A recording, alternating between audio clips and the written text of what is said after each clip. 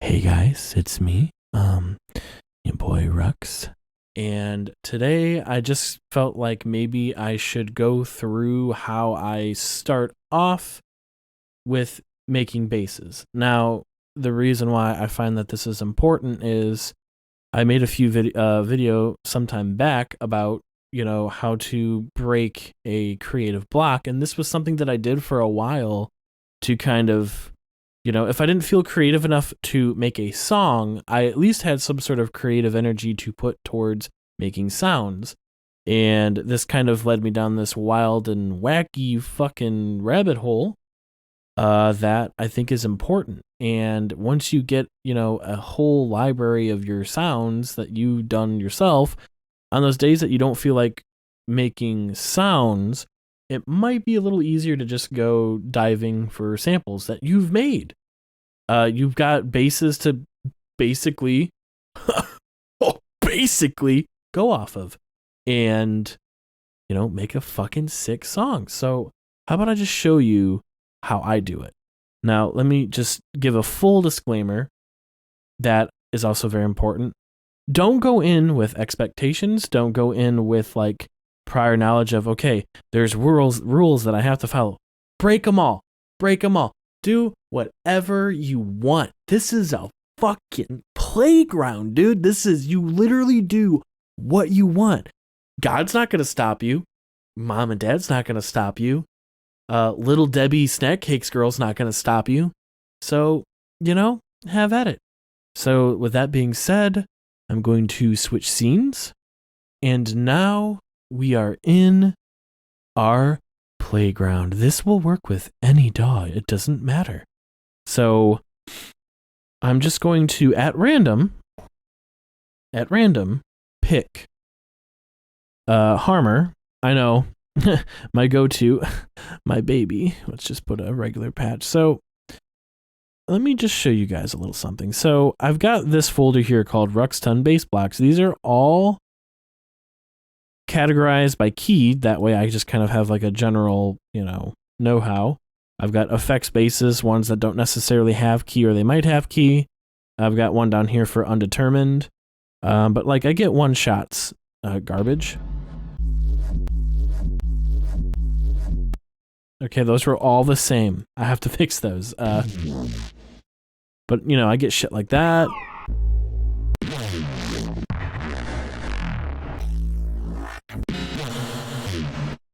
So, you get some really interesting results out of it. Like, there's no... Like, there's literally no reason to have made these, but,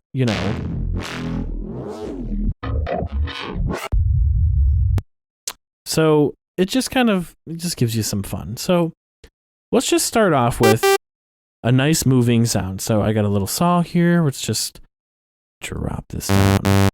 So we got a nice little low boy. We might even just square it down some, right? Square it down some, why not? Who cares?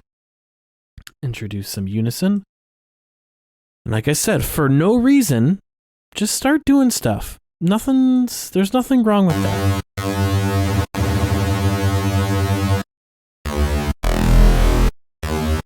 You might want that, you might not. You might just want... You might want... I don't even know what this does.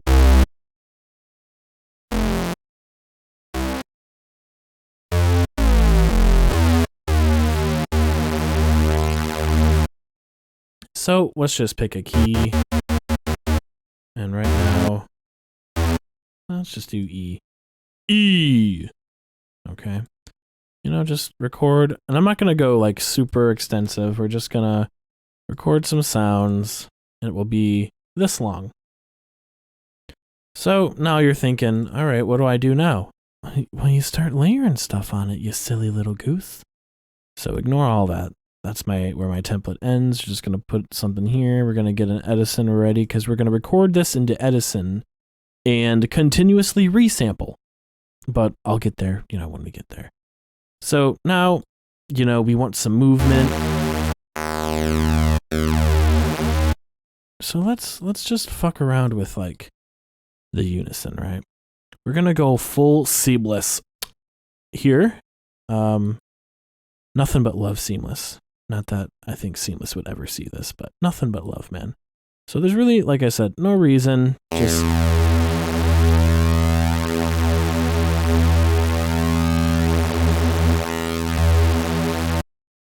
no reason. Just give it some playful movement.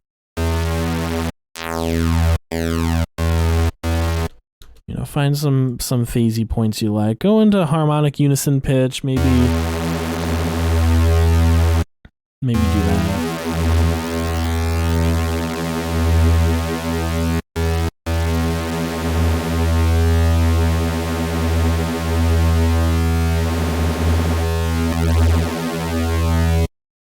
And maybe add some phaser to it.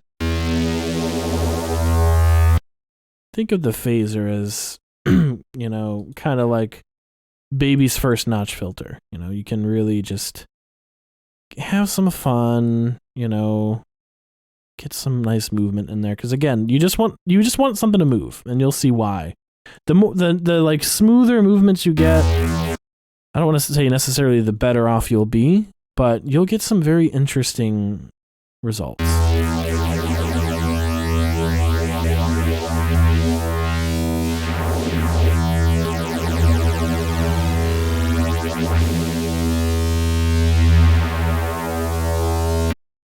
You know, just some simple movements there, and then we don't have to do that. We could probably add some, I don't know, just throw on some distortion. It's gonna throw off, you know, not putting distortion through here. I mean, you could use the effects in here. I mean, I have in the past. I'm gonna put some compression on. Don't worry if it's brick walled. I mean, do kind of like tone it down some so it's not overly brick walled, or else you'll get kind of some funky results. Now, here's the fun part, right? Here you get to get real weird with your movements. Now, you could, in theory,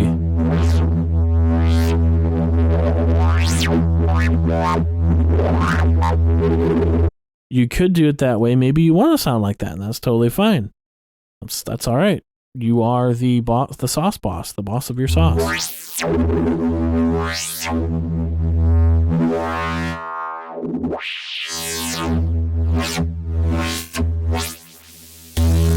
You could also use the effects there, but since I already put a distortion, you know, here, we'll just use this to bandpass it. You know, get some more movement. Really control your filter some.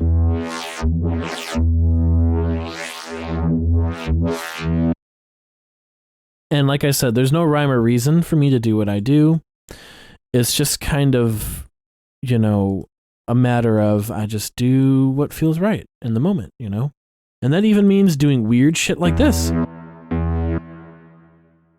So we're going to get some really interesting sounds here. I just got to make sure.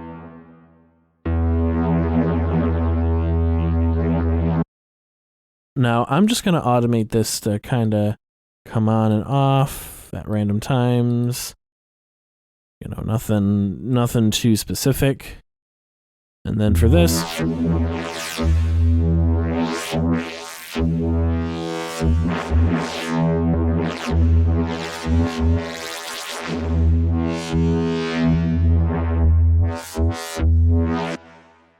okay, so, you know, I'm going to actually tone the max down some, so that way the max of it doesn't go too high. Should I filter after? Let's just see. It's just, again, it's just a matter of playing around. No specific reason for why I do things.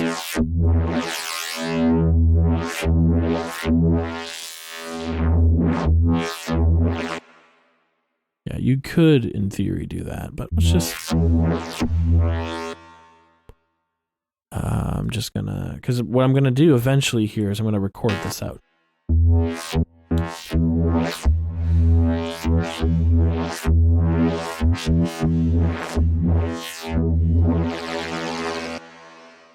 Okay, so let's just do that. So Open Edison up, change it to record on play. Make sure you hit this doohickey here, the record button. And then we're going to just record me moving this, or you can do it down here, which maybe I'll do that because I like moving my mouse up and down instead of left and right. So again, no rhyme or reason. And then just hit play and just start recording. Just randomly whip whop, do whatever you kids do in your hippity boppity shit.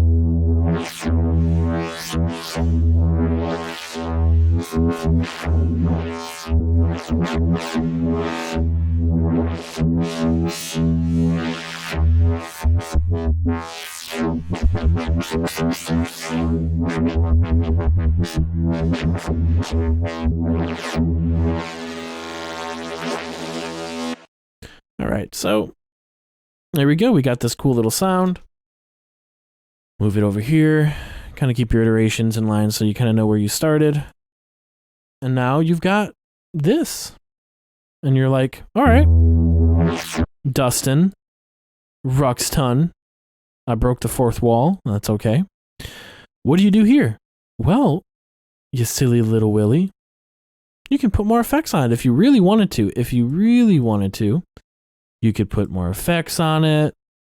You know, it's just kind of a matter of what do you want to do. You could even throw, you know, be a little risky, put a little OTT on it and do this.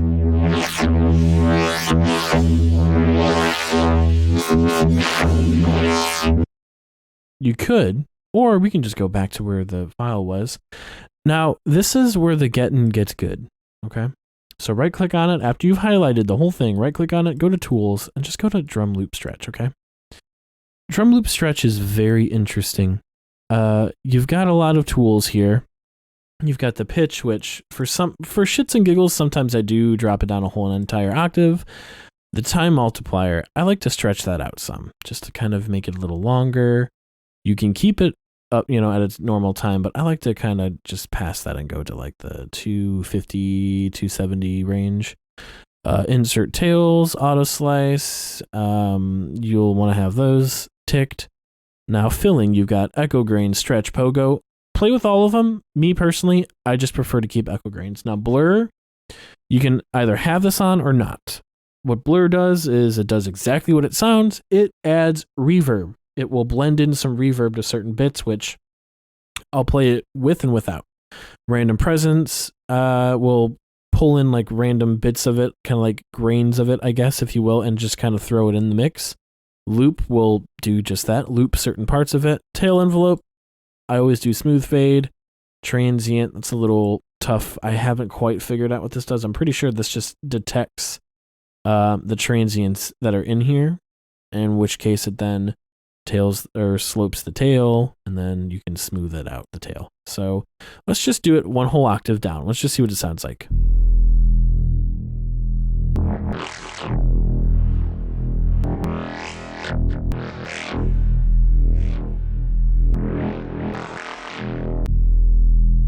There's some clicks.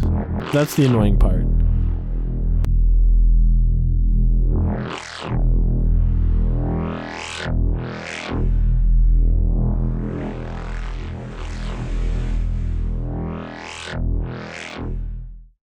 So you do get some interesting textures here. It doesn't just...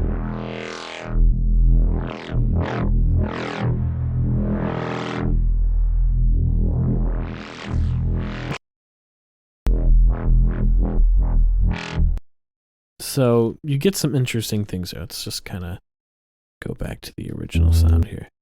So let's go back to the original sound here. Go back to drum loop. Let's keep the auto slice on real quick. So this is what the auto slice does. It's going to randomly slice it up. You'll get some pops and clicks.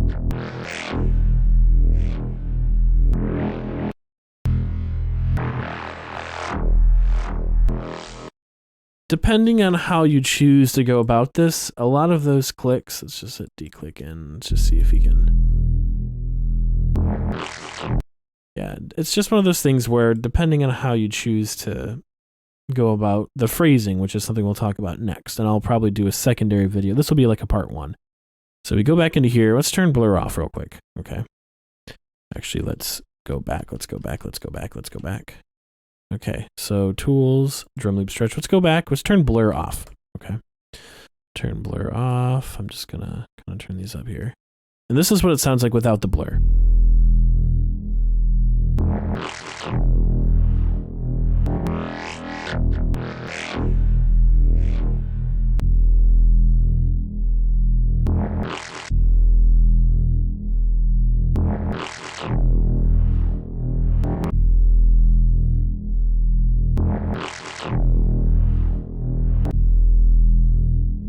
I prefer the blur. Yeah, I prefer the blur. Let's change it to Pogo. See what Pogo does.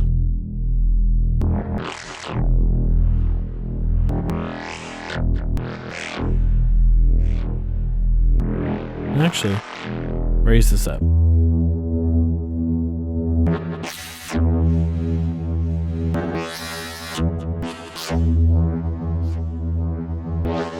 Stretch.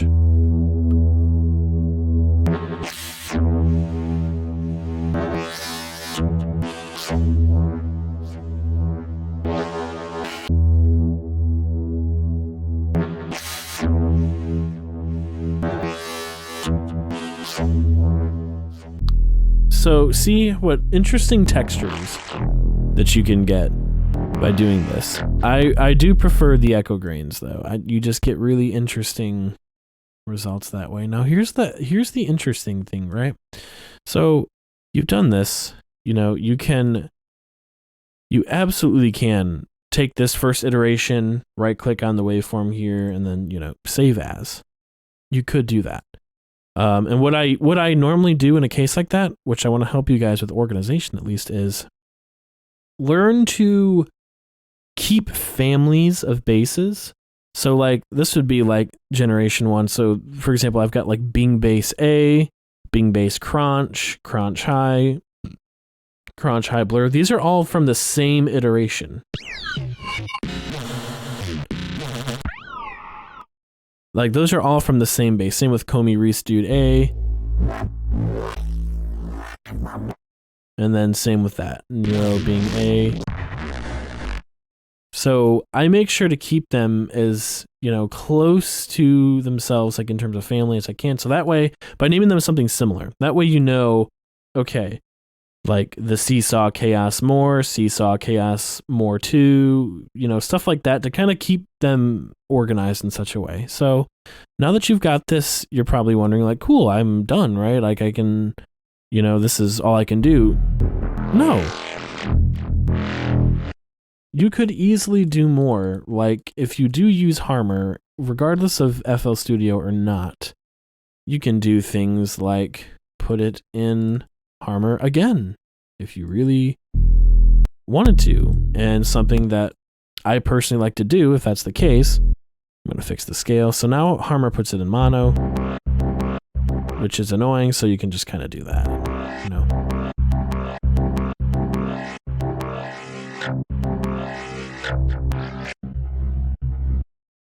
So something that you could do is go into the image here, go to time, right click on time and go to edit articulator.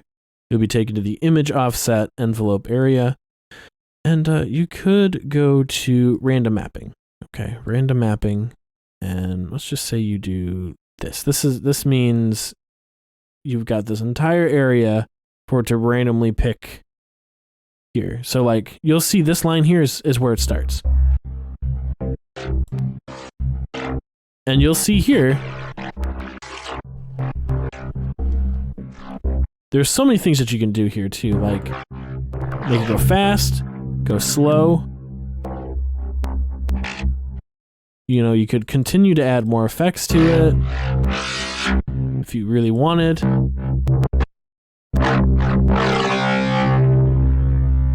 Automate the speed.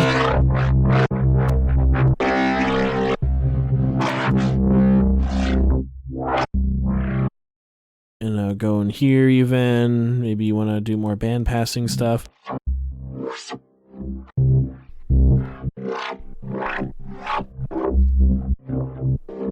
maybe you want to add more unison.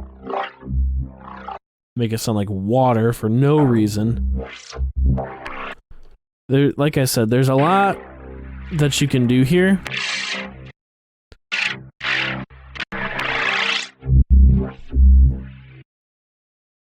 It's just a matter of resampling and, you know, putting stuff together. I know this wasn't super in-depth, but I wanted to, you know, give you some sort of place to start.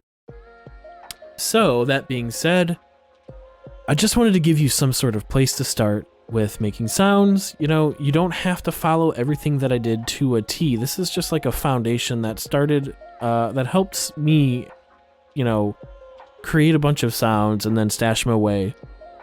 In another video, I'll do about phrasing, so that way you can go, okay, today I feel like putting together some sort of song or like a semblance of a drop or something, and I'll show you guys my process for doing that. By taking all of those audio recording things that you've done, chopping them up and putting them in the proper order to come up with something cohesive, using the samples that you created, and even, you know, messing with those samples even further, just enough. You want to edit them in context so that you're not breaking from making the actual song itself, because if you do that, you kind of lose that like workflow state, and you don't want to break that. It's like taking a fucking fat ass piss and then stopping in the middle of it and be like, I'll come back to this, I'm gonna cook some food real quick. And it's like, dude, you're gonna go, dude. You gotta piss. You gotta finish the piss, you know? Finish your piss, Dad. Finish the piss, Dad. So yeah, that's I think that's gonna be it for this video. I hope that this gave you something to, you know, start maybe. I know a lot of you guys struggle with finishing songs, and I want to kind of help get to a point where maybe you can just focus on the fun aspects and like organize your fun, if that makes any sense. So if you guys have any questions, just comment below. I do my best to answer them, and I've got a hot date with Little Debbie's oatmeal cream pie. Thanks, guys. Hit that sub, hit that like. If you're not into subs, you can, there's no Dom, sorry. So you gotta hit the sub, and I have no fucking idea how to end videos.